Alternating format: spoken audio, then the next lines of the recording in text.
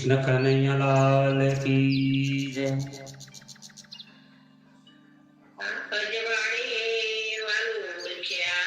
કયા અજવાળે તારતમ જ્ઞાન રૂપી પ્રકાશ થયો છે, જાગણીનું બ્રહ્માંડ છે।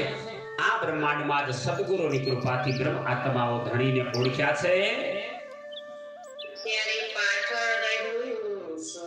આટલું ઓળખી લીધા પછી હજુ મારી નોકરીના વર્ષો બાકી છે, મારે આટલું કમાવાનું બાકી છે, છોકરા પરણાવવાના બાકી છે, મારો મકાન બનાવવાનું, દુનિયાના કામોની ચિંતા હજુ કરો છો તો તમે જાગ્યા કેવી રીતે? ત્યારે પાછળ રહ્યું છું, ધણીને મળવાનું જેટલું મહત્વ છે એટલું સંસારના કાર્યોનું મહત્વ નથી। નિર્ણય કરી લે કયા માર્ગે જવું છે।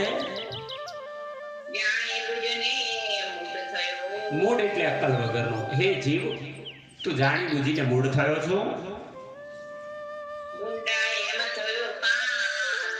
તારા ભાગ્યમાં નહીં હોય, નહીં તો જીવ તું આટલો ભૂંડો કેમ થાય?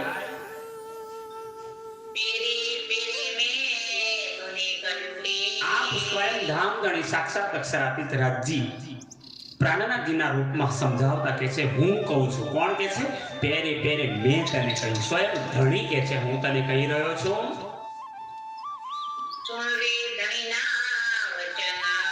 અહીં પ્રાણનાથજી મારા થર્ડ પાર્ટી બની જાય છે। મહારાજ ઠાકોરની વાત નહીં, મારા વચન ના સાંભળીશ તો સુણ ધણીના વચન, તારે રાજજીના, આપણા પ્રાણાધાર પ્રીતમના, આપણા વાલાના વચનો તારે શ્રવણ કરવાના છે।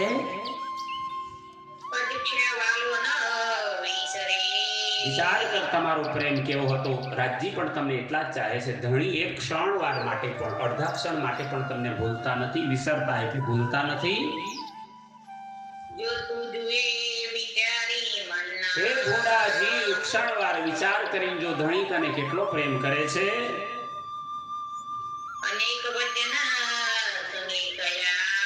જેટલા ધર્મશાસ્ત્રોનું જ્ઞાન આવ્યું અને અત્યાર સુધીના ઉપદેશો, કથા, વાર્તા, સત્સંગમાં તને ધણી કેટલું કહ્યું?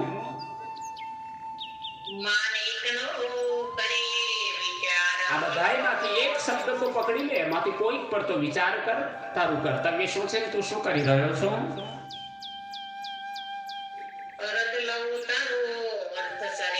અરે બધું જ્ઞાન ના લઈ તો એક ચોપાઈ ના લો તો એનું એક ચરણ ના લો તો શબ્દ, અને કદાચ શબ્દ પણ ન સમજી શકું તો વિશ્વાસ કરી લે, એ ધણીના નામના શબ્દને બોલતા લવો બોલાય છે ને, એટલે શબ્દનો 100મો ભાગ આ થઈ જાય એને લવો કહેવાય। અને એ લવાથી પણ તારું અર્ધ લવે તારું કારજ સરે।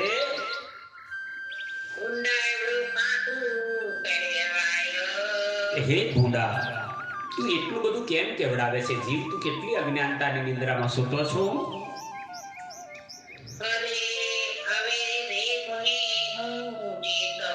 તો હે જીવજી, હવે હું તારે જે કહું તે ધ્યાનથી સાંભળો।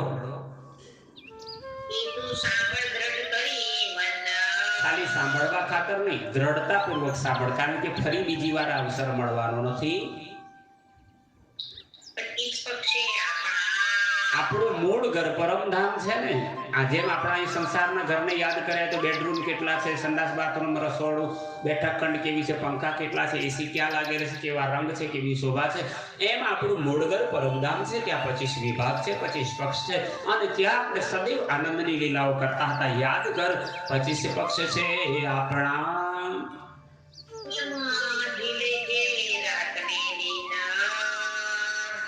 પ્રાણનાથજીએ તો આજ્ઞા કરી દીધી। ત્યારે જો આ રાજ્ય સાથે લગ્ન લગાડી દીધી છે ને, રાજ્ય જોઈતા હોય તો દુનિયામાં મન ના લગાડતો। એમાં ઝીલજે પરમધામની જ વાતચીત, રહેની કરની, ગાવું, રડવું, ખીન મેં હંસે, ખીન મેં રોવે, ખીન મેં ગાવે ગીત, यही બ્રહ્મ સૃષ્ટિ કી રીત। બધું જ કર્તવ્ય રાજ્ય માટે કરે।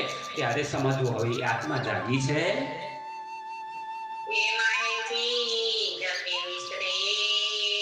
એ માહેથી રખે નિસરે। આ માયામાંથી જો કદાચ ના નીકળ્યો તો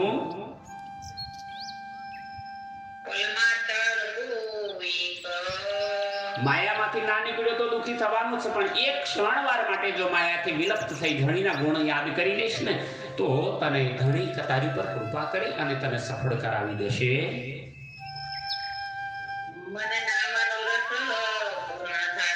અને હે જીવ, તું કદાચ બ્રહ્મસૃષ્ટિ ન હોય ને તોય તારી સર્વ ઈચ્છાઓ ધણી કૃપાથી પૂર્ણ થશે। તારા મનના મનોરથ પૂરા થશે। અને ઉપજશે સુખ અનેક પ્રકારના સુખ તારા જીવનમાં. અને સુખ કેવા? અખંડ સુખો. આવી જતા રહેવા વાળા નહીં, દુઃખ દેવા વાળા નહીં, કાયમ અખંડ આનંદની અંદર તારે રહેવાનો અવસર આવશે.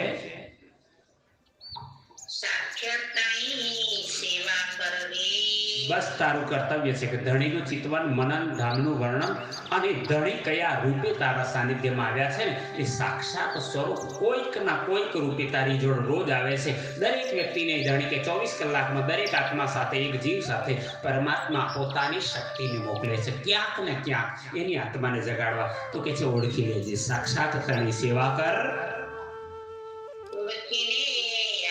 એ દેખાવમાં તો તારા જેવા જ હશે, 2 હાથ હશે, 2 પગ હશે, 2 આંખો હશે, 2 કાન હશે, બોલતા હશે તારા જેવા, પણ વાત કોની કરતા હતા એના પરથી ઓળખી લેજે. કહેવા વાળો બીજો કોઈ ન હતો, એ જ મારો ધણી હતો. બોલો શ્રી પ્રાણનાથ પ્યારે કી. એના અંગને ઓળખી લેજે.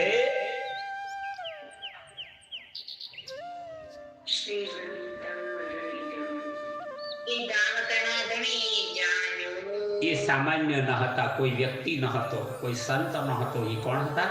તારા માટે તો એ ધામ ધણી હતા. એમણે પરમધામો કોલ આપ્યા હતા કે મેં રૂહ અપની ભેજુંગા, બેસ લેસી તુમ માફક. તને માફક આવે ને એવા રૂપે આવશે. તો ઓળખી લે કોણ હતા? એ ધામના ધણી હતા, તારી પાસે આવ્યા હતા. તું એમાં ભંગ ના પાડતો, એમાં ચૂકી ના જતો. આ ક્ષણને એને ઓળખવાની આ ઘડી છે ને, એમાં તું ભૂલતો નહીં.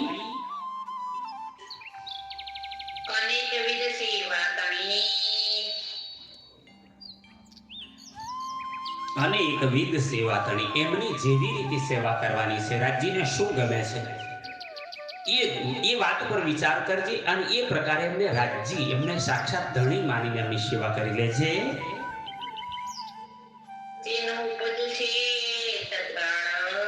ત્યારે તારો બ્રહ્મ ભાગ છે કે મારા ધણી સુધી મારું કર્તવ્ય, મારી સેવા પહોંચી. મારા ધણી એ મારી સેવાને સ્વીકારી ઉપજશે તત્કાળ. એ સુખ અને આનંદ તત્કાળ તારા હૃદયમાં પ્રગટ છે. એના સાનિધ્યમાં જતા જ તું જગતના દુઃખોને ભૂલી જઈશ. વ્યાધિ કષ્ટ કશું યાદ નહીં આવે, માત્ર ધણીનું નામ અને લીલા તને યાદ રહેશે. તો સમજી લેજે ધણી હતા. મુખથી સેવા તુને શું કહું જો તું અંતર આડોટાળ. મુખથી સેવા તુને શું કહું. પ્રાણનાથજી મહારાજ કહે છે સેવા કોને કહેવાય? તારી અંદર જે ભ્રમ લાગ્યો છે, સેવા અને પૂજા એ બંને અલગ છે. સેવા કરવામાં પગ દબાવવા, હાથ દબાવવા, સ્નાન કરાવવું એ બધી સેવા છે. તિલક કરવું, આરતી કરવી, સુગંધી પદાર્થો, વસ્ત્ર પહેરાવો તો એ બધી પૂજા છે. ફૂલના હાર આદિ પહેરાવા. તો અહીં મુખથી સેવા તુને શું કહું, એ સુંદર સાથને ધામ ધણી સમજવા હોય તો એને કેવી રીતે તારે મોઢેથી ખાલી મીઠાશથી બોલે નહીં, પણ હૃદયથી સાચા ભાવથી એની સેવા કરવી પડશે.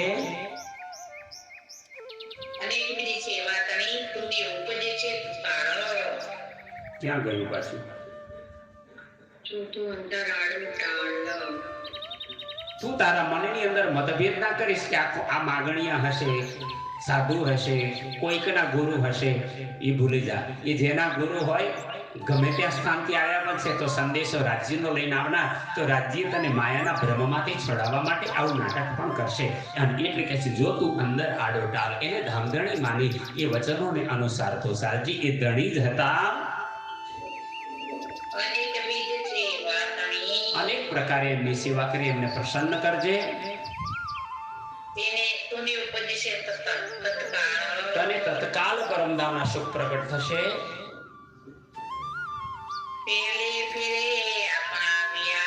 યાદ કરો પહેલા ફેરામાં પરમધામથી આવ્યા ને તારે ક્યાં કોઈ ગુરુ હતા, ક્યાં સદગુરુ, કોઈ મંત્રની ઓળખ નહીં, પણ કોઈ નંદ બાબાની ઘેર આવ્યા ને તારે તમે કેવી રીતે વર્ત્યા હતા એ સ્વરૂપને ઓળખતા તમને વાર નથી લાગી.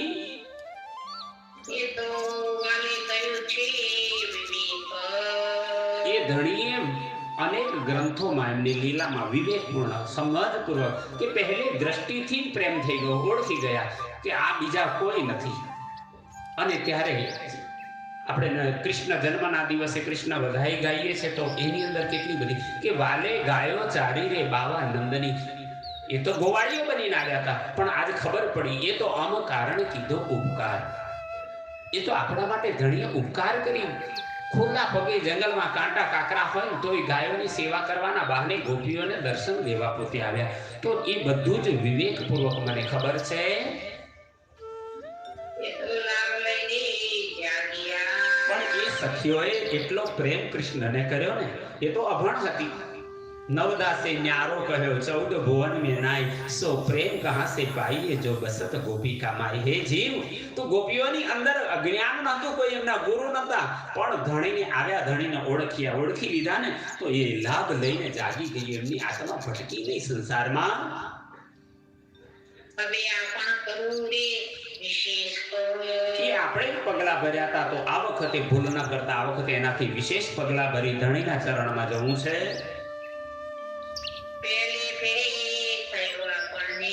પહેલે ફેરે બ્રજમંડલની અંદર આપણને થયું હતું, આપણે માયાના ખેલમાં હતા. સાસુ સસરા નણંદ જેઠ બાળકો ગાયો કુટુંબ પરિવાર સમાજ બધું જ હતું. પણ કૃષ્ણની વેણુનો નાદ થતા જેમ ઘર છોડી રાજસી તામસી અને સ્વાંસી સખીઓ નીકળી ગઈ, યોગ માયાના મંડળમાં મળવા માટે દોડી ગઈ.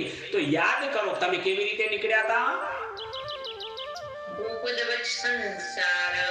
ગાયના વાછરડાના પગલાને ઓળંગવાને ગૌપદ વત્સ સંસાર કહેવાય છે. એમ અમે સંસારને છોડી દીધો હતો.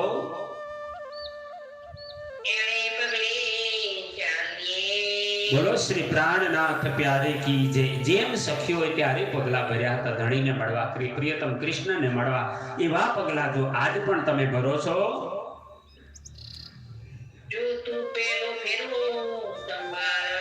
જો પહેલા ફેરામાં તમે ગોપી બનીને, ત્યાં તારતમ્ય જ્ઞાન નહોતું છતાં ધણીની પાસે દોડી ગયા હતા, સદગુરુ ન હતા તોય દોડી ગયા હતા. તો એવી જ રીતે તું દોડવા માટે તૈયાર થા, તો ધણી તને સ્વીકારવા માટે તૈયાર છે.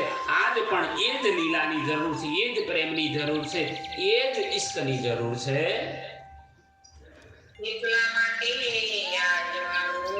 એ બ્રહ્માત્માઓને જગાડવા માટે, એ લીલાઓને ફરી બતાવીને તમારા માટે તારતમ્ય રૂપી જ્ઞાનનું અજવાળો કર્યું. આપણા બાલાજી ધામ ધણી, આપણા પ્રાણનાથ, આપણા રાજ્ય શ્રી કૃષ્ણચંદ્ર, આપણા સદગુરુ ધણી દેવચંદ્રજીને શ્યામાજીએ આપણી ઉપર આ વખતે પણ એ જ લીલાના માધ્યમથી જગાડવા માટેની કોશિશ કરી છે.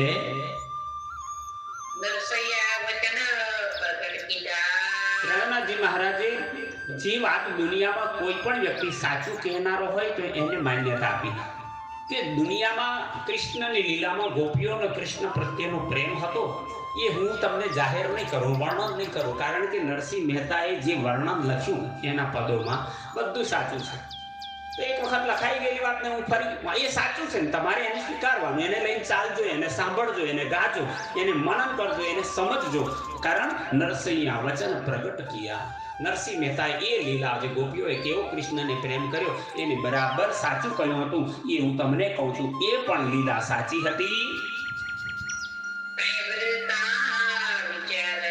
નરસિંહ મહેતાએ વ્રજની લીલાનું બહુ આબેહૂબ વર્ણન કર્યું છે. એક ક્ષણની અંદર કૃષ્ણ સાથે ગોપીઓ કેવો આનંદ કરતી. કોઈ વખત માખણની ચોરી, કોઈ વખત ઘરની અંદર કૃષ્ણને સ્નાન કરાવવાની, કોઈ વખત હોળી રમવાની, કે કોઈ વખત હિંડોળામાં ઝૂલવાની, રાસ રમવાની, અને કૃષ્ણને સાથે અનેક પ્રકારની આનંદની ક્રીડાઓ 11 વર્ષ અને 52 દિવસ સુધી કરી. એ બધું જ સાચી લીલા છે. એ પણ પરમધામની બ્રહ્મસૃષ્ટિની લીલા છે જે નરસિંહ મહેતાએ ગાઈ હતી.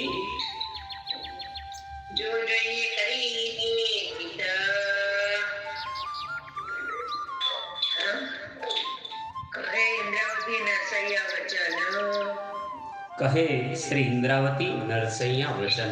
આપ મહામતી સ્વામી શ્રી પ્રાણનાથજી મહારાજ મહાન બુદ્ધિના સાગર, આખર જમાનાના ખાવંદ, બ્રહ્મ સૃષ્ટિ સિરતાજ, ઇન્દ્રાવતીની આત્માના રૂપમાં સિક્કો મોહર મારે છે કે નરસિંહ મહેતાએ જે 11 વર્ષ અને 52 દિવસની લીલાનું વર્ણન કર્યું છે, વર્ણન કરવામાં હું સમય ન બગાડું.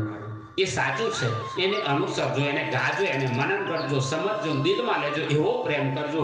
કારણ કહી ઇન્દ્રાવતી નરસૈયા વચન, એ સાચા વચનો છે, એ સાચો પ્રેમ હતો. ગોપીઓના પ્રેમને નરસિંહ મહેતાએ બતાવ્યો છે. તમે ચિત્તથી જોજો. પછી નરસિંહ મહેતા ભલે બ્રહ્મસૃષ્ટિ નહોતો, પરમધામની આત્મા ન હતી, ભલે નહોતો, પણ એને કઈ વાત એ બ્રહ્મસૃષ્ટિની લીલાની હતી. આપણને ધામધણી શ્રી કૃષ્ણના રૂપમાં જે ધન આપ્યું છે એ જ ધન આજે સદગુરુ બની ધામધણી પ્રાણનાથ બની તારતમ જ્ઞાન રૂપે શ્રીમુખ વાણીના રૂપમાં ધન આપણને આપી રહ્યા છે. કાંઈ કરી આપણને હિત. આપણા ઉપર હિત, આપણી પર કૃપા કરવા, આપણું સારું કરવા માટે રાજ્ય કૃપા કરીને તમને આ લીલામાં રમાડી રહ્યા છે કે તમે આ પરમ આનંદને લઈ શકો, પરમધામ આત્માને જગાડી શકો. બીજી આત્માઓને જગાડવાના તમારા કર્તવ્ય છે. તો આ સંદેશ બીજા સુધી પહોંચાડજો. કઈ ધણી કે છે કાંઈ કરી આપણને હિત, આપણા હિતને જોઈ ધણી આ શ્રીમુખ વાણી લઈને આવ્યા છે. બોલો શ્રી પ્રાણનાથ પ્યારે કી જય. પ્રાણદાર સુંદર સાથજી પ્રકાશ માફ કરજો, રાષ્ટ્રગ્રંથ પ્રકરણ 3 ચોપાઈ 29 અહીં પૂર્ણ થાય છે. આપ સર્વને પુનઃ યાદ કરાવું, સબસ્ક્રાઇબ કરવાનું ભૂલતા નહીં. આ જ્ઞાન આપ સર્વે આત્માઓની માટે અમે YouTube ચેનલમાં શ્રી પ્રાણનાથ વાણીના નામથી આપના ચરણોમાં સમર્પિત કરીએ છીએ. એના ભાવાર્થને લઈ આત્માને જગાડજો અને બીજાને સંદેશ આપજો કે સબસ્ક્રાઇબ કરે. આજે આ પાવન પ્રસંગે પીપળાતા કૃષ્ણ પ્રણામી મંદિર શ્રી જગદીશચંદ્ર ભટ્ટ અને પરિવારના કોટી કોટી પ્રણામ.